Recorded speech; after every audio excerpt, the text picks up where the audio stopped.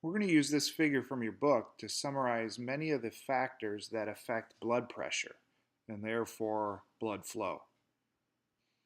If I were you, I'd be taking quite a bit of notes to add to this figure. But like many figures that have a lot of arrows like this, I always recommend you go to where they all end up meeting together, and that is increasing mean arterial pressure, or MAP. So these are all the different things that increase your blood pressure. Some of these things can be thought of as being bad, for example, contributing to hypertension, a chronically high blood pressure, or things that the body has to be able to do to keep pressure high enough to be able to deliver oxygen and nutrients throughout the body.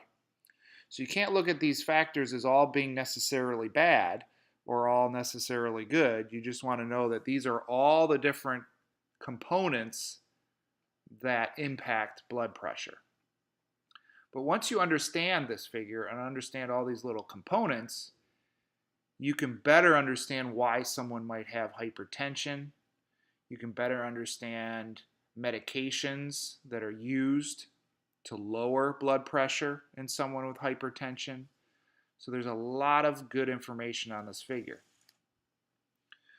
You'll first notice that things seem to be divided into these green boxes, which represent anything that might affect cardiac output. So your heart produces the pressure. Therefore, your heart is a major influence on blood pressure. Things that increase the volume of blood pumped per minute, which is cardiac output, will obviously have a dramatic impact on blood pressure.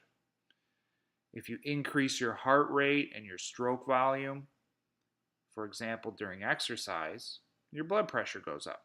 That's kind of an easy one. On the blue side, those are all things that increase vascular resistance. And when vascular resistance increases, pressure needs to go up to maintain blood flow. So let's start on the green side, right up at the top, and look at some of these factors. You'll notice many of them up at the top are impacting venous return. So this is just how much blood is entering that heart. Here we see an increase in blood volume. So let's stop and think about that. What might increase the volume in your bloodstream? Well, we have some things in our diet that will do that. The big one is sodium. So high salt diets cause a retention of water in the body. And that water is kind of distributed everywhere in the body, but one specific place is in your bloodstream. So individuals that are salt sensitive and have a lot of salt in their diet might retain water and therefore have an increased blood volume. And if they have that increased blood volume, that can lead to an increase in their blood pressure. So one way we can treat that is give an individual a diuretic. A diuretic is a drug that removes excess fluid from the body. Let's look at the next one, the skeletal muscle pump. That one we've mentioned before. The skeletal muscle pump are muscles that surround deep veins, squeeze on those deep veins, and help promote venous return. So that one you want to look at it a little different. What happens if your skeletal muscle pump isn't very active? For example, if someone isn't walking around and their leg muscles are contracting and squeezing on their veins. What if they lead a very sedentary life and they're sitting for long periods of time? That blood will pool, it won't get back to the heart, and it'll decrease stroke volume. So individuals in this situation might have hypotension. They might have low blood pressure based on the inability to bring blood back to the heart, therefore a lower stroke volume, lower cardiac output, and in fact it'll decrease their pressure. There's also that respiratory pump. The changes in the pressure due to breathing can promote venous return. And then we have venoconstriction, which is constriction of veins. So if the veins constrict, that can help promote venous return. So the big ones on here are definitely volume. Higher volume, higher blood pressure. But also that's those other things that affect venous return. Let's look at this block here. Actually, these two blocks kind of go together. This has to do with your parasympathetic and sympathetic nervous system, as well as your hormones that boost sympathetic activity.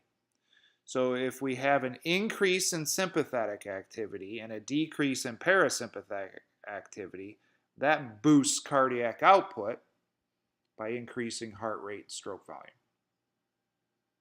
So that's nothing that new to us, understanding how the nervous system and hormones from the adrenal medulla, epinephrine, norepinephrine, impact cardiac output. Let's look at the blue side. We have viscosity. Viscosity, or thickness of the blood, increases resistance and therefore blood pressure.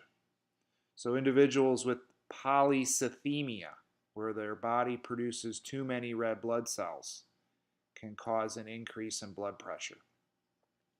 Obesity, increasing body size due to the buildup of adipose tissue.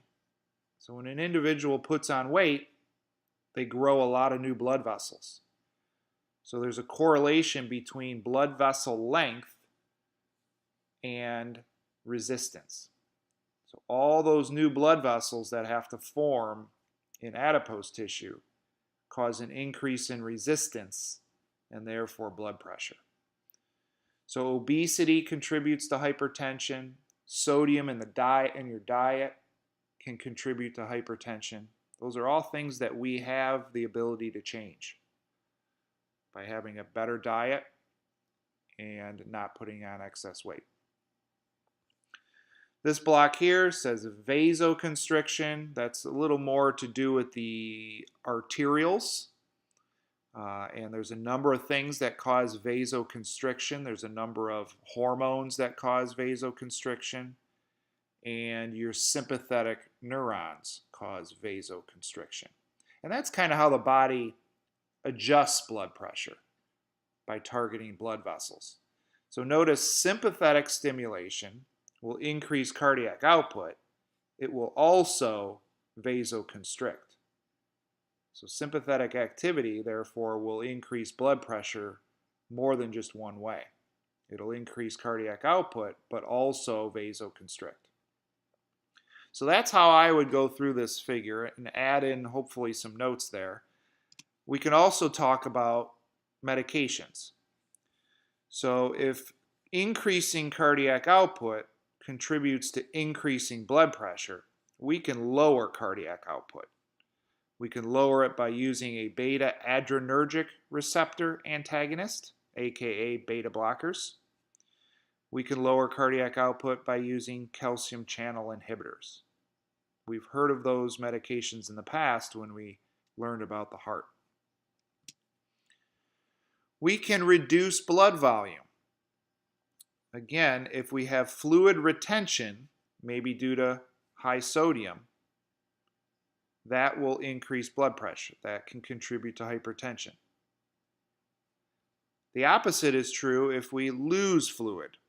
Now, we can think of this one of two ways. A bad loss of fluid is hemorrhage and dehydration. When someone loses blood, they obviously lose blood volume. So hemorrhaging will reduce blood pressure. So will extreme dehydration. When someone is extremely dehydrated, they have a low fluid volume, and therefore low blood volume, and therefore low blood pressure. And then the class of drugs called diuretics, which can lead to an increase in urine production in order to remove fluid from the body. And there's a number of different ways to increase in urine production. Over here I have a whole block dedicated to vasodilation. So again, if we know that vasoconstriction increases resistance and increases pressure, we can give medications, again, to treat hypertension, that will vasodilate. Alpha blockers, so not beta blockers, but alpha blockers are used to vasodilate. Blood vessels have a different type of receptor for epinephrine and norepinephrine. They're called alpha receptors as opposed to the beta receptors that your heart has. And then nitrates. Nitroglycerin, for example, is a vasodilator. It's often given to dilate coronary arteries. If there appears to be a blockage, we can get those coronary arteries to open up, if you will, by giving a nitrate.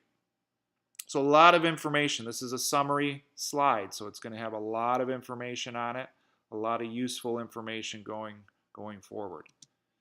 This one is just dedicated to the nervous system. And I'm not going to spend much time on this one because we've seen it before.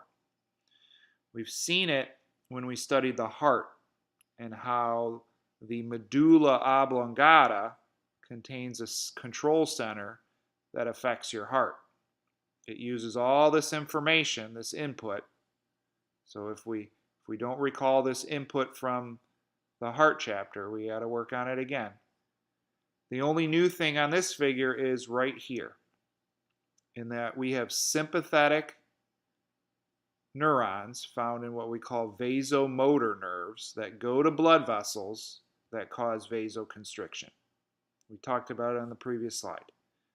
Those blood vessels have alpha receptors that are stimulated by sympathetic neurons and cause vasoconstriction.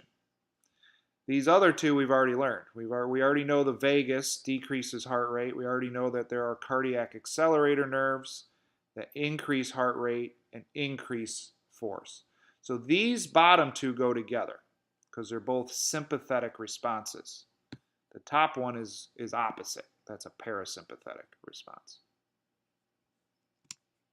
In the next video, we're going to expand on that a little bit and look at the actual nerve pathways that detect alterations in blood pressure and then ultimately help to reverse those alterations in blood pressure.